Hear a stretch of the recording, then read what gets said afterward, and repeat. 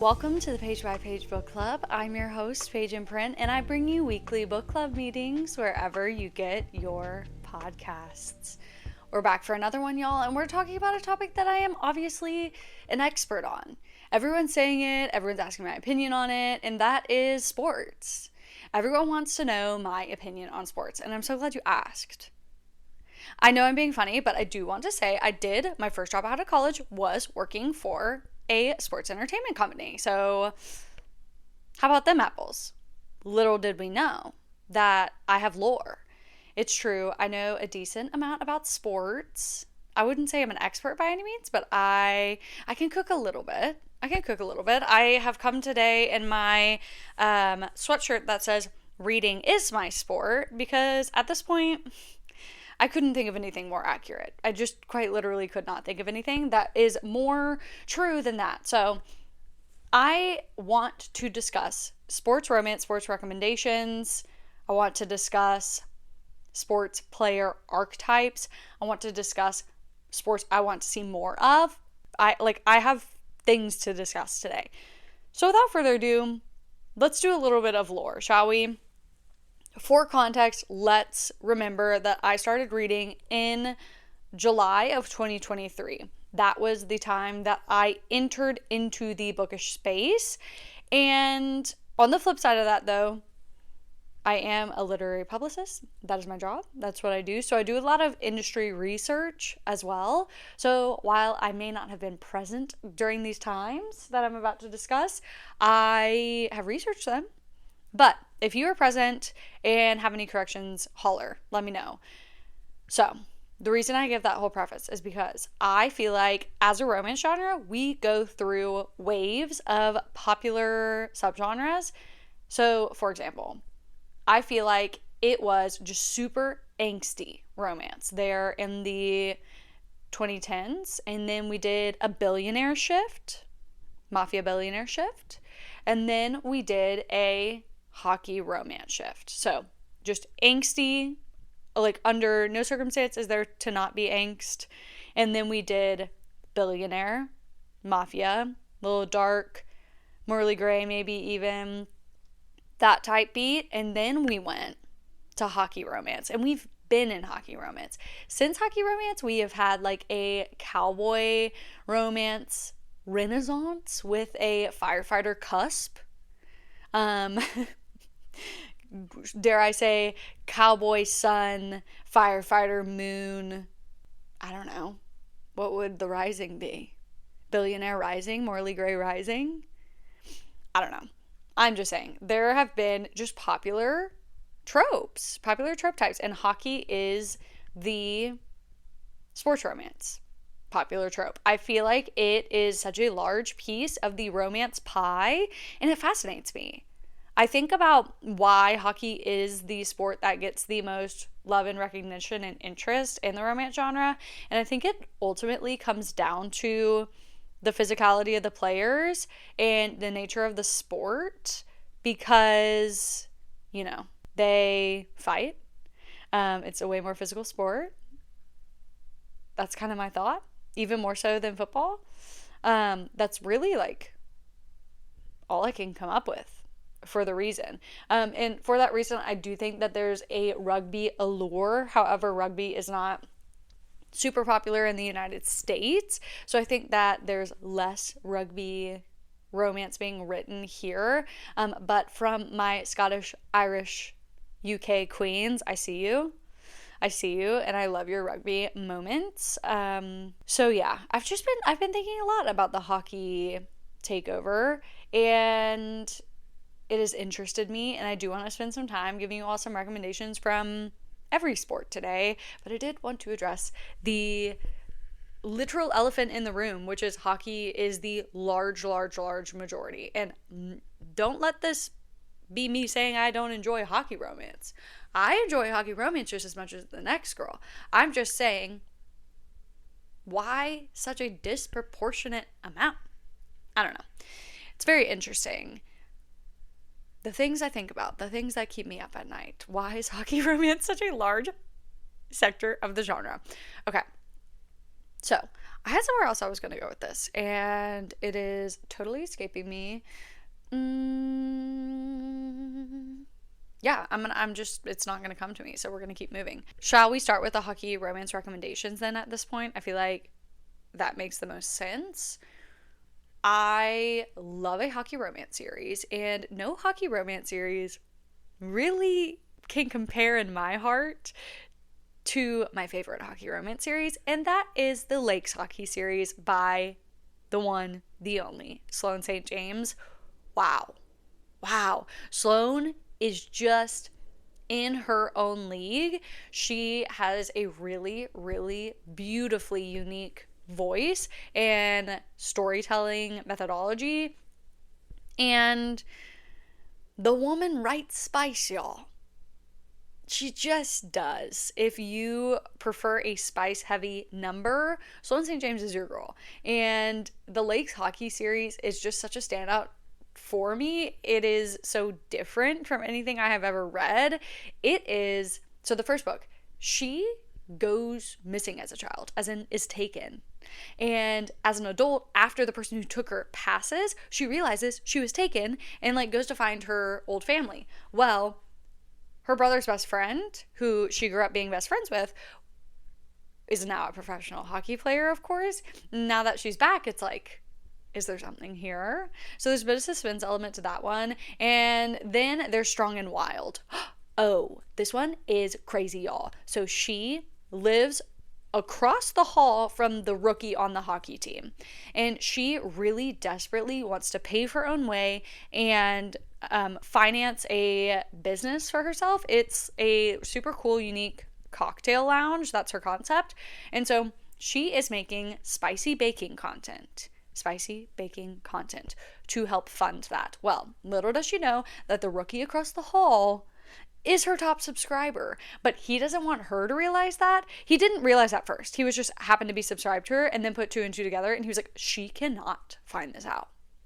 This woman cannot find this out. And so what does he do? He makes her hate him so that she'll never find out. Oh, but she does. She does find out. And then we have In the Game, Secret Baby. They had a one-night stand. He's been looking for her ever since. Like, I'm not kidding, years, ever since. Throughout the whole series, they talk about Raleigh, this girl that Barrett is obsessed with and can't stop thinking about or talking about or trying to find. Well, he finds her, and he finds her with a little boy who looks alarmingly a lot like him. And he says, wait a minute. And she said, I tried to contact you. And he said, what are you talking about? Yeah. So anyway, that one had me on the edge of my seat. And then Stand and Defend. I feel like Stand and Defend is Sloane's magnum opus. You gotta say it. It's unreal. There's no MMC on earth like Camden Banksy Teller. I'm sorry, there's just not. And he is her ex-best friend because she found out that her boyfriend was cheating on her with her maid of honor. Yeah, no, her fiance, not boyfriend. Come on. And so Camden Banksy Teller says, oh, I will protect you. You come live with me. I'm a professional hockey player anyway, so I'm going to be out and about. And well, we know where this is going. They're all spicy. They're all different kind of spicy. And I just love the Lakes hockey series. So if you haven't read that one, please do. We also, of course, have the Playing for Keeps series by Becca Mack. Consider Me, Play With Me, Unravel Me, Fall With Me, Breathe With Me. Many of you are asking, Paige, why haven't you read Breathe With Me? I just am not emotionally ready, okay? I'm not ready. I will let you know when I'm ready. I'm just not ready yet. So hang in there with me. I'll be ready soon. It's just not today. I'm not ready today. Okay. So that settles that. But I love that series. All hockey players. Again, another series that gets better and better. And we love to see it. I also, in the hockey world, really, really love Mile High and Rewind It Back, which are the bookends of Windy City series by Liz Tomforty. And that is Liz Tomforty with an E at the end. And I didn't know that till I listened to the audiobook. And to Liz Tomforty, who I approximately 1 million times called Liz Tomford, I'm so sorry. Liz Tomfordy. Got it. Okay. Noted. Sorry, Queen. I'm so sorry. So that settles that. But rewind it back. We know the love I have for Rio DeLuca. Oh, we know how much I love that man. And yeah, it is a second chance, dual timeline. She's the girl next door again because they grew up next door to each other, and now she's now living next door to him again, and he accidentally hired her as the interior designer because he loved her work but didn't realize it was her work. So now there's forced proximity. Like, it's so good. So good. I love it. Like, I just love forced proximity moment. Okay. Now, I have two very similar books. Like, there are a lot of things about these two books that would fall in the center of a Venn diagram if we did it, and that is Over the Moon by Laura Pavlov and High Stakes the Heart by Marie M. So, what do these books have in common? Golden Retriever hockey playing MMC. They are falling for their strength and conditioning coach, and of course their relationship is forbidden in some capacity. In High Stakes the Heart, they end up having to fake date so that she can keep her job, and then in Over the Moon, they have to pretend they're not dating so she can keep her job. So there is that difference there, but it's so good. Both of them are so good. I'm obsessed with them. That's kind of where the differences depart, I would say. But if you like the sound of those few tropes, I have two recommendations for you. So love to see that. We love a hockey romantic suspense crossover in this house, citing Broken Harbor by Catherine Cowles. He's the hockey player. She's the single mom who works at a coffee shop, which is, again, is another Venn diagram because so is Here and Now by Corinne Michaels, because she's a single mom at a coffee shop. And he used to play hockey and is now her son's hockey coach. And in Broken Harbor, he's an active hockey player. So I'm just giving you 2-for-1 book recommendations all day on the Page by Page Book Club. 2-for-1 all day long, baby. So those are some hockey recs. Those are a few of my favorites.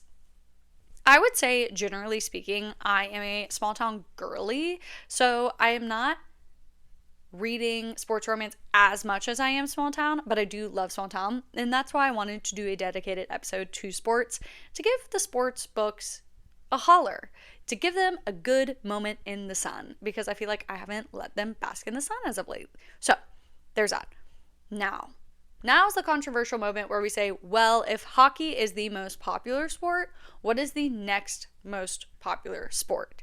And I hear your football, but I raise you baseball. I hear your football, but I raise you baseball. Baseball romance has been on the up. On the up. People have been locking in with the baseball romance. Once again, we are returning back to Windy City to discuss, caught up, and play along the Rhodes brothers, Kai and Isaiah. We love to love them. Oh my gosh. Like, single dad, coach's daughter, and caught up. And then, of course, married in Vegas, have to stay married for a marriage of convenience, workplace, black cat golden retriever romance, and play along. What more could you want? And while I have you, if you have been dying to feel something after reading Windy City and have been at a loss, might I suggest the Boston Blues series by Molly Goins? Because the found family, the banter, the depth of the characters and the storylines, might I suggest we have. It's all baseball. Picture us. This is a teammate's sister, neighbors, workplace, because she's the team photographer and he's a player. I mean, so we're forbidden on all fronts. And we have some ADHD rep in that book, which is so, so good. And I love them. I love them so much. Will Anderson is just something special. You gotta give it to the man. He's something special. And then Coach Me is Single Dad Nanny. But it's like nothing like Caught Up aside from baseball, Single Dad Nanny, and then I guess Grumpy Sunshine. But like, that's where the differences depart, I would say. I've said that twice this episode, but anyway. So she has a saying she likes. Sue me. Coach Me, Molly Goins. Man, we have an age gap. She is traveling with him as his nanny, but he's a coach. he had to retire from pitching because he is taking over primary custody of his son and just felt like he couldn't pitch and be everything that he needed to be for his son. And so he made that choice for them. She's traveling with them, educating him, taking care of him as in the son, not the dad. And she's like an ultimate ray of sunshine. She is, from what people have said, the youngest child personified. And I say that because I am the oldest daughter through and through, so I haven't lived life as a youngest child, but the youngest children who have read this have said this is like youngest child core, and I love that. So I love that book. And then Stealing You. Oh, it's Molly's best work yet, and y'all don't understand. It's Black Cat Golden Retriever, but she falls first. And it doesn't happen often, but when it does, it hits so hard. Are you kidding me? Black Cat Golden Retriever, she falls first. And they end up being roommates because she's having a really horrible situation with the tattoo shop owner that she apprenticeshiped with. I don't know how you would say that. And so she's needing somewhere to stay that will also accept her dog, who, adorable by the way. And of course her dog loves him more than her. That's what happened to me and my husband, by the way. My dog met my husband. She was mine first and was like, I love you. Forget her, I love you. It was crazy. But anyway, so we kind of have one of those moments. And it's also such a fascinating like through line because she has a pregnancy phobia and he has a vasectomy. So dare we say peace in a pod? I would say peace in a pod. Meant to be. But both of them are really kind of opposed to a relationship. Her because she doesn't want to fall in love with him, so doesn't want to even entertain that. And him because his mom has early onset dementia and he is concerned that it's genetic and doesn't want to subject someone else to the pain that he feels as though he's felt. And he projects on his father as feeling through that loss. Devastating, like beautifully heartbreaking and devastating, and the character development is unreal, and the found family between the Boston Blues team is unreal, and I'm so excited for Adam and Mia.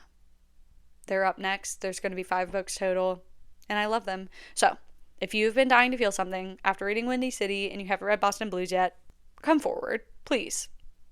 Come on. And that is, I'm looking around my shelves. I'm thinking that is the extent of the baseball books that I have read, but it's really, really popular right now. I know a ton of people are writing it, and I just need to read more. That's what needs to happen. I think this is my sign to read more baseball romance. But I think baseball, and then football. Let's chat football. I love a football moment. I really, really do. I just think it's so fun. And one football romance that really jumps out in my mind is, what is the first book in the Maggie Rowden series? Oh man, it's not Dark Horse. Bull Rush. Okay, thank goodness. Okay, Bull Rush is the first book. We looked it up, we found it, we landed. So they're a divorced couple, and it's a second chance between them because he just got out of prison. Yeah, he got out of prison.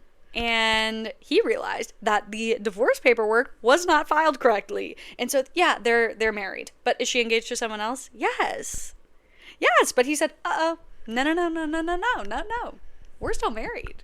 And he was a professional football player, and the reason he went to prison was he was doing something vigilante-esque. And so, anyway, he is morally gray, but not like a bad person, I would say. And so, well, I feel like that's a total oxymoron, but I'm going to just let that lie, and I'm going to know in my heart that you know what I meant. Okay, so he is morally gray, and he comes back to town and is like, nope, we're still married, so if you want me to help financially with some of these things, you're gonna pretend to be married to me for the next month. Well, not pretend, because they're actually married, but he's like, we're gonna go back to the way it was for 1 month, and then I will financially help you, because she wants to restore his family's inn that she's now she's in charge of it. She oversees it. And they're really struggling financially. And so, oddly, her fiance just kind of rolls over about it, but I think he offered $1 million, if I'm remembering correctly. And so, anyway, she was kind of off-put that her fiance was like, yeah, sure, you can just be married to your ex-husband again for a month for money.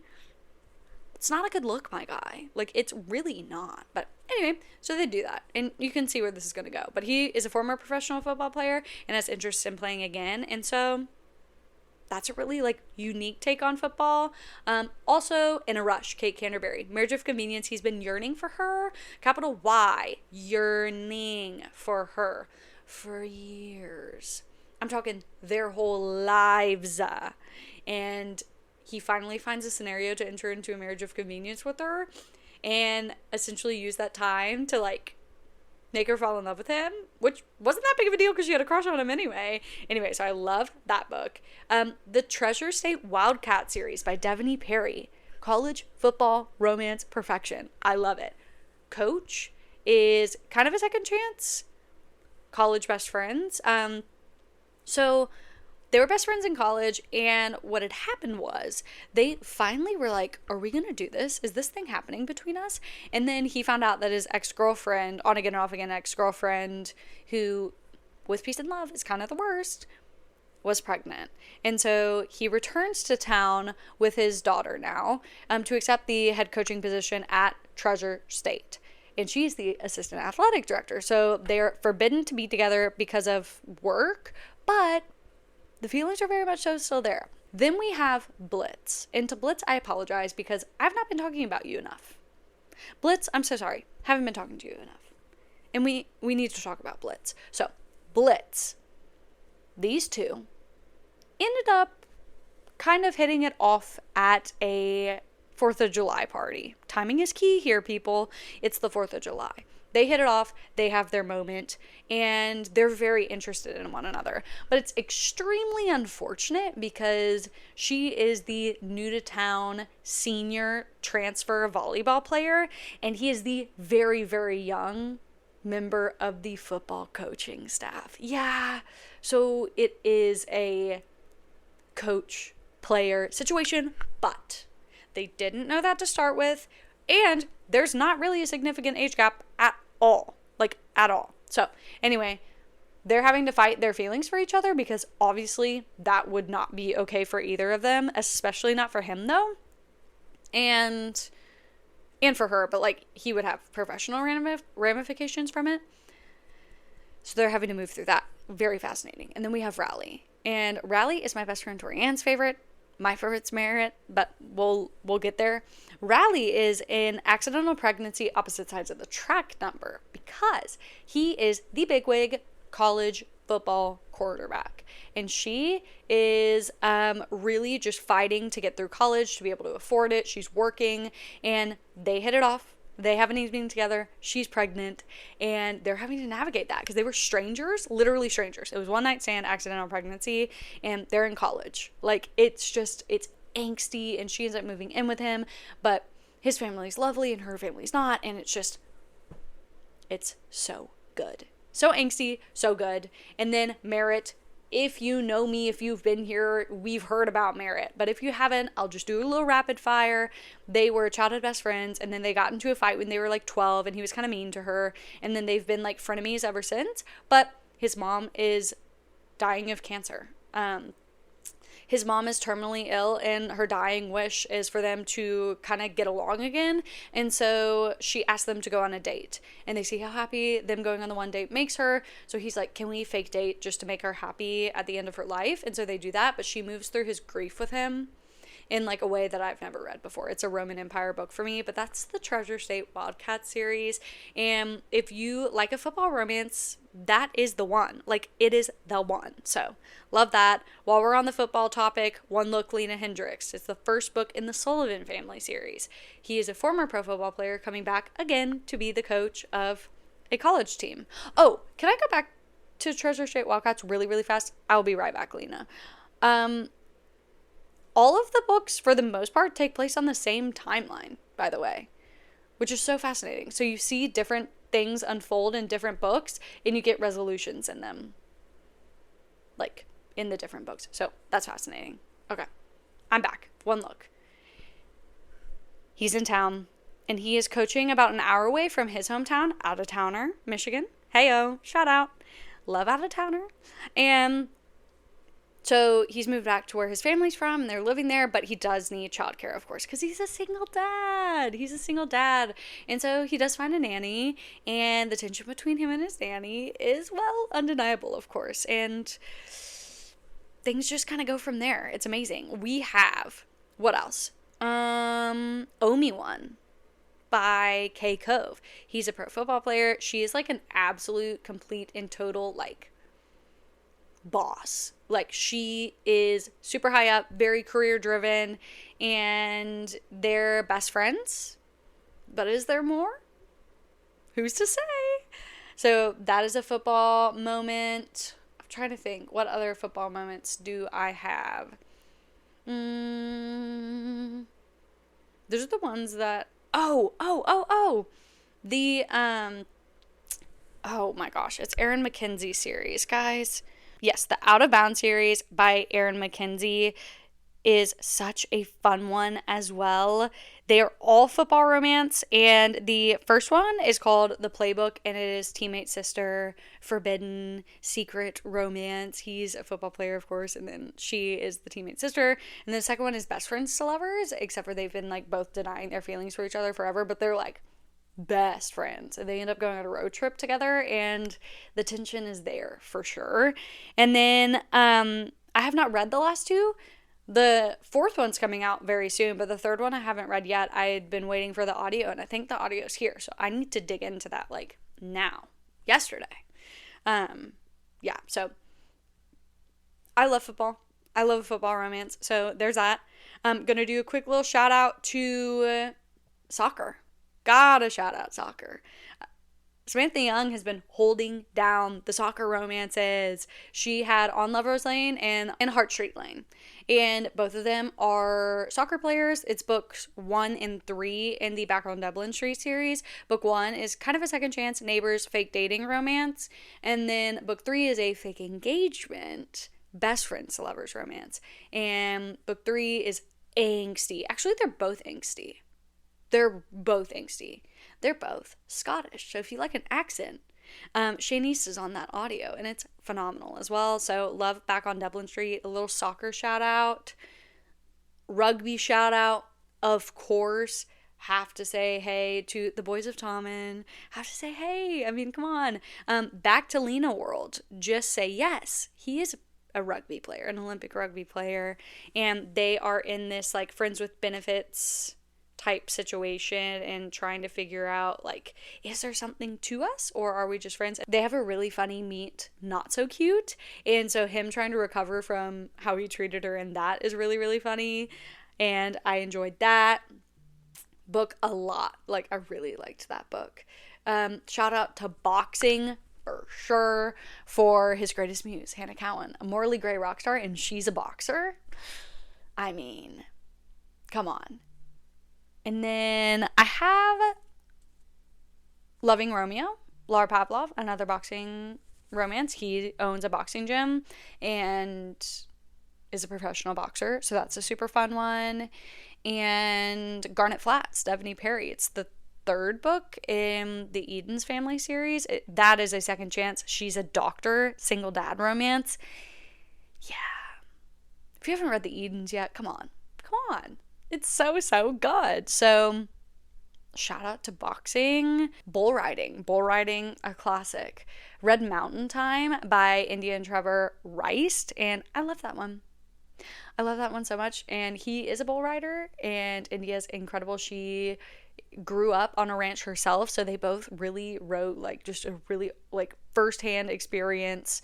It's not like a biography or anything, but like their level of knowledge on Western culture is just so good. So loved that.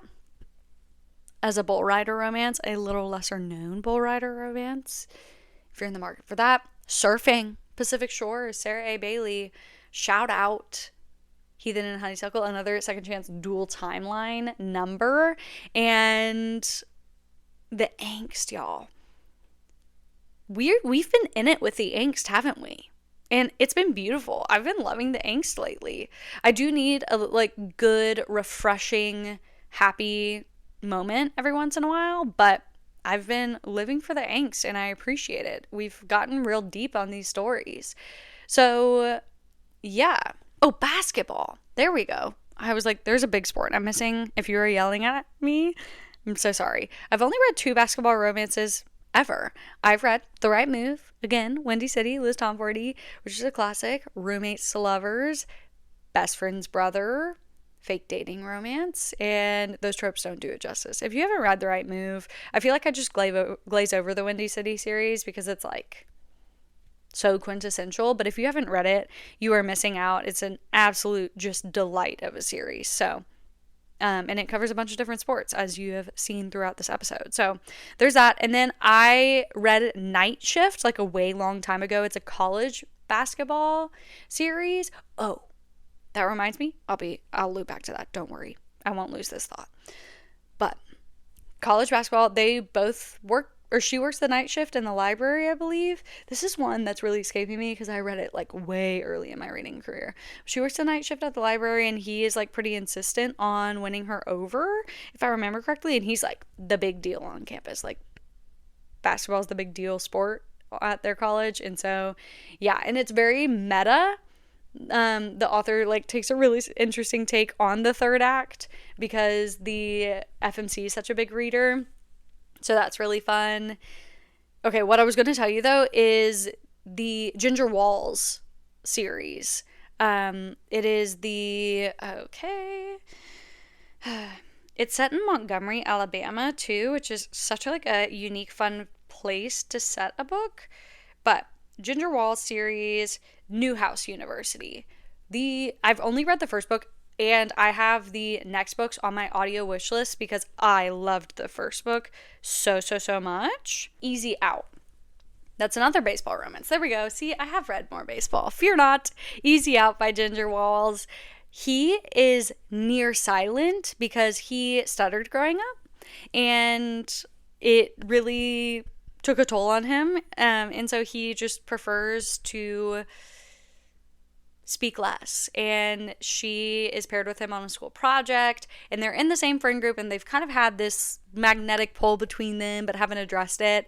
And the school project requires them to really delve into each other's backstories, and both of them have really interesting, complex character building backstories, and they're both kind of protective of it. And so they're having to break down each other's walls and learn more about each other in their past, and she's kind of trying to hide where she came from. It's so good.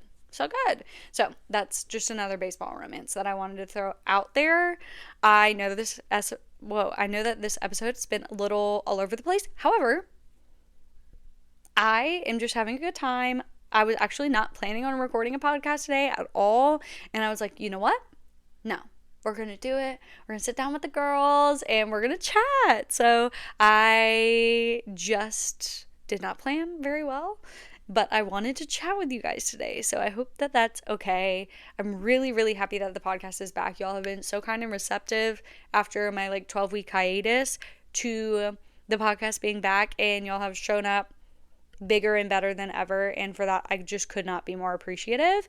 So stay tuned. We have lots of exciting guests coming. I hope you loved hearing from my childhood best friend, the person who got me into reading in the first place, and I have some amazing authors coming on, a few more friends coming on, and I couldn't be more excited. So I hope you are well. I hope you're having a great start to the year, and I will see you next week for a January reading wrap up, because it's time already. How can it be time? I can't believe it. But it's time already. So, thank you as always for spending your time with me, and I'll see you in the next one.